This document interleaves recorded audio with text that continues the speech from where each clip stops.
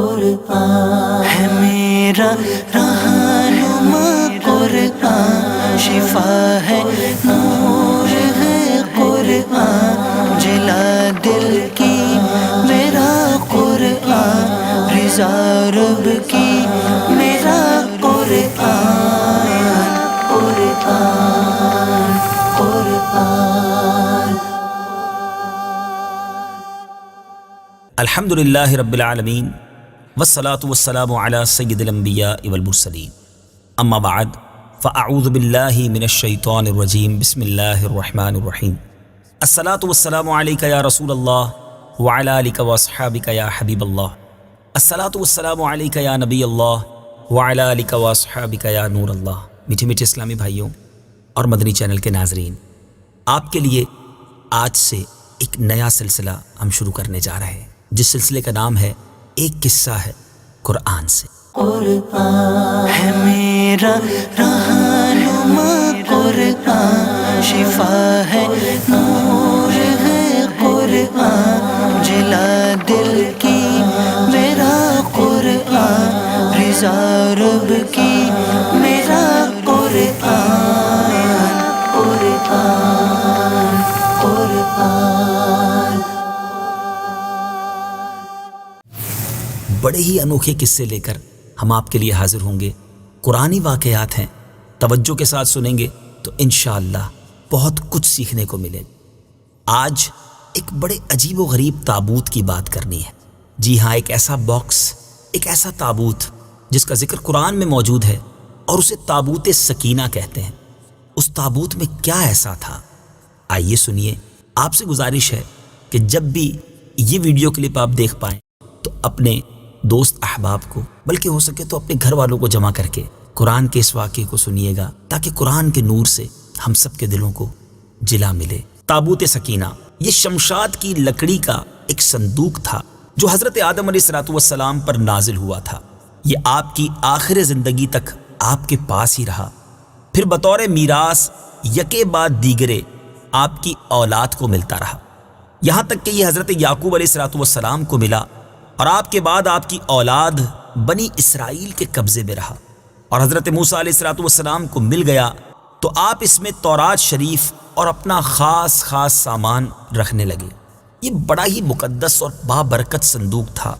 بنی اسرائیل جب کفار کے لشکروں کی کثرت اور شوکت دیکھ کر سہم جاتے تھے، ڈر جاتے تھے، اور ان کے سینوں میں دل دھڑکنے لگتے، تو وہ اس صندوق کو، اس باکس کو اپنے آگے رکھ لیتے، تو اس صندوق سے ایسی رحمتوں اور برکتوں کا ظہور ہوتا تھا کہ دلوں میں سکون و اطمینان کا سامان پیدا ہو جاتا تھا۔ لرزتے ہوئے دل پتھر کی چٹانوں سے زیادہ مضبوط ہو جاتے تھے، اور جس قدر صندوق آگے بڑھتا تھا، آسمان سے نصر من اللہ و فتح قریب کی بشارت عظمی نازل ہوا کرتی اور فتح مبین حاصل ہو جایا کرتی تھی۔ جی ہاں، بنی اسرائیل میں جب کوئی اختلاف پیدا ہوتا تھا تو لوگ اسی صندوق سے فیصلہ کراتے تھے۔ صندوق سے فیصلے کی آواز اور فتح کی بشارت سنی جاتی تھی۔ بنی اسرائیل اس صندوق کو اپنے آگے رکھ کر اور اس کو وسیلہ بنا کر دعائیں مانگتے تھے، تو ان کی دعائیں قبول ہوتی تھیں، اور بلاؤں کی مصیبتیں اور وباؤں کی آفتیں ٹل جایا کرتی تھیں۔ الغرض یہ صندوق بنی اسرائیل کے لیے تابوت سکینہ یعنی برکت و رحمت کا خزینہ اور نصرت خداوندی کے نزول کا نہایت مقدس اور بہترین ذریعہ تھا۔ مگر جب بنی اسرائیل طرح طرح کے گناہوں میں ملوث ہو گئے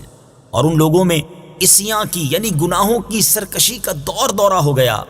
تو ان کی بدعمالیوں کی نحوست کی وجہ سے اللہ عز و جل کی طرف سے یہ غضب نازل ہوا کہ قوم عمالقہ کے کفار نے ایک لشکر جرار کے ساتھ ان لوگوں پر حملہ کر دیا۔ ان غیر مسلموں نے بنی اسرائیل کا قتل عام کر کے ان کی بستیوں کو تاخت و تاراج کر ڈالا، عمارتوں کو توڑ پھوڑ کر تہس نہس کر ڈالا، اور اس متبرک صندوق کو بھی اٹھا کر لے گئے۔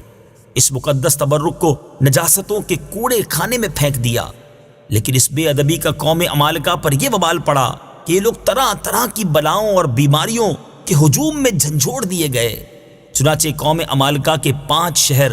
بالکل برباد اور ویران ہو گئے، یہاں تک کہ ان بے ایمانوں کو یہ یقین ہو گیا کہ یہ صندوق رحمت کی بے ادبی کا عذاب ہم پر پڑ گیا ہے، تو ان کافروں کی آنکھیں کھل گئیں۔ چنانچہ ان لوگوں نے اس مقدس صندوق کو ایک بیل گاڑی پر لاد کر بنی اسرائیل کی بستیوں کی طرف روانہ کر دیا۔ پھر اللہ تعالیٰ نے 4 فرشتوں کو مقرر فرما دیا جو اس مبارک صندوق کو بنی اسرائیل کے نبی حضرت شمویل علیہ السلام کی خدمت میں لائے۔ اس طرح پھر بنی اسرائیل کی کھوئی ہوئی نعمت دوبارہ ان کو مل گئی، اور یہ صندوق ٹھیک اس وقت حضرت شمویل کے پاس پہنچا جبکہ حضرت شمویل علیہ السلام نے طالوت کو بادشاہ بنایا تھا، اور بنی اسرائیل طالوت کی بادشاہی تسلیم کرنے پر تیار نہیں تھے، اور یہی شرط ٹھہری تھی کہ مقدس صندوق آ جائے تو ہم طالوت کی بادشاہی تسلیم کر لیں گے۔ چنانچہ صندوق آ گیا اور بنی اسرائیل طالوت کی بادشاہی پر رضامند ہو گئے۔ اب آپ غور کر رہے ہوں گے کہ اس تابوت سکینہ میں تھا کیا؟ اتنا مبارک، اتنی فضیلتیں بیان ہو رہی ہیں اور قرآنی واقعہ ہے۔ اب آئیے سنیے تابوت سکینہ میں کیا تھا۔ اس مقدس صندوق میں حضرت موسیٰ علیہ السلام کا عصا اور ان کی مقدس جوتیاں، اور حضرت ہارون علیہ السلام کا عمامہ، حضرت سلیمان علیہ السلام کی انگوٹھی، تورات کی تختیوں کے چند ٹکڑے، کچھ من و سلوا، اس کے علاوہ حضرت انبیاء کرام علیہ السلام کی صورتوں کے حلیے وغیرہ، یہ سب سامان اس میں تھے۔ میٹھے میٹھے اسلامی بھائیوں، آپ جاننا چاہیں گے کہ قرآن مجید فرقان حمید میں اس صندوق کا، اس تابوت سکینہ کا تذکرہ کہاں اور کیسے موجود ہے؟ چنانچہ پارہ 2 سورہ بقرہ آیت نمبر 248 میں ارشاد ہوتا ہے، وقال لهم نبيهم إن آية ملكه أن يأتيكم التابوت فيه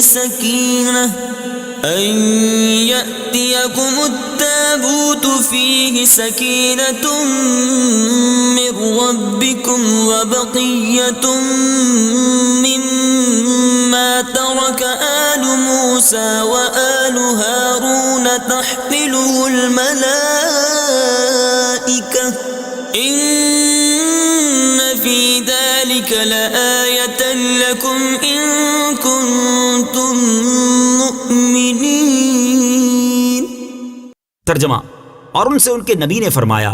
اس کی بادشاہی کی نشانی یہ ہے کہ تمہارے پاس وہ تابوت آ جائے گا جس میں تمہارے رب کی طرف سے دلوں کا چین ہے، اور معزز موسیٰ اور معزز ہارون کی چھوڑی ہوئی چیزوں کا بقیہ ہے۔ فرشتے اسے اٹھائے ہوئے ہوں گے، بے شک اس میں تمہارے لیے بڑی نشانی ہے اگر تم ایمان والے ہو۔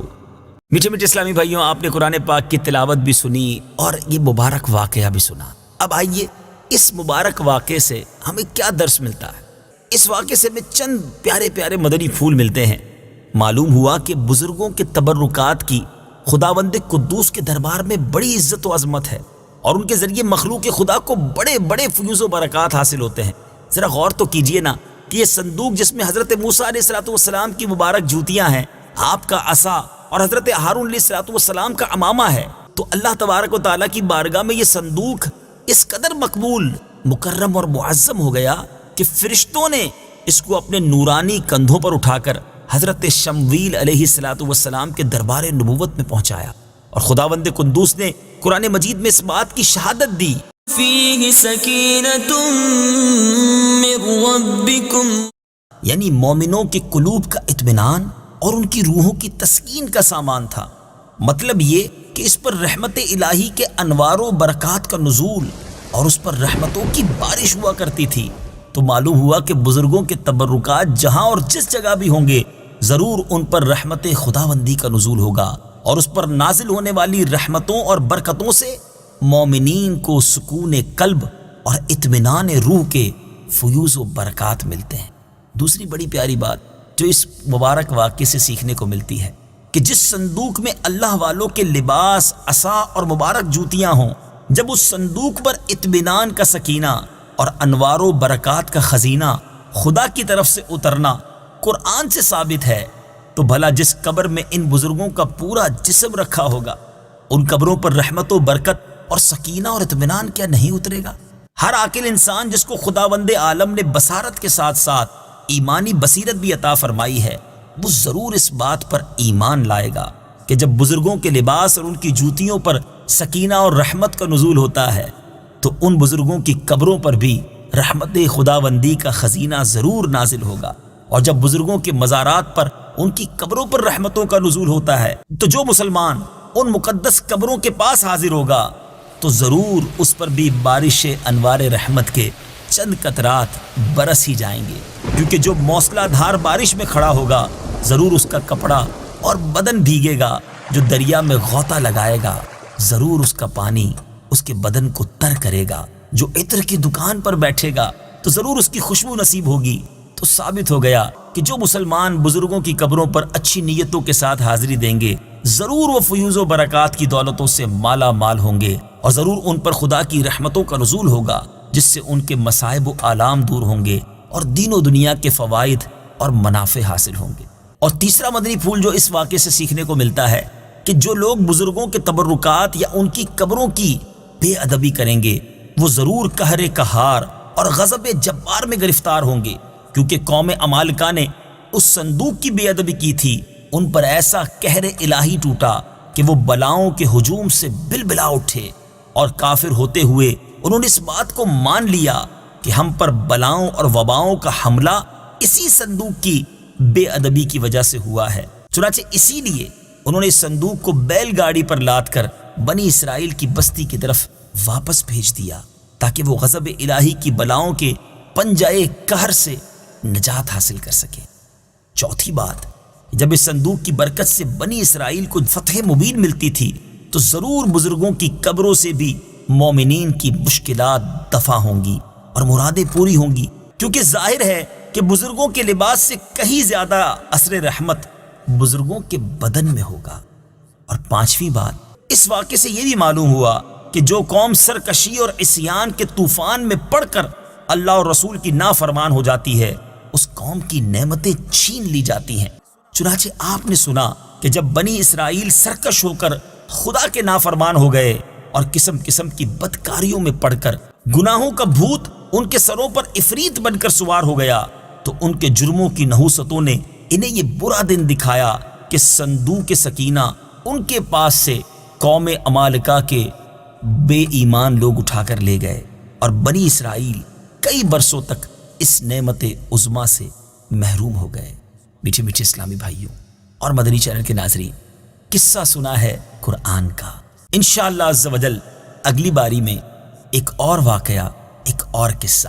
قرآن کا لے کر حاضر ہوں گے انشاءاللہ، اس کے تحت بھی ہم مدنی پھول سیکھیں گے۔ صلو علی الحبیب صلی اللہ تعالی علی محمد صلی اللہ علیہ وسلم۔ قرآن ہے میرا رہنما، قرآن شفا ہے، نور ہے قرآن، جلا دل کی میرا قرآن، رضا رب کی میرا قرآن، قرآن قرآن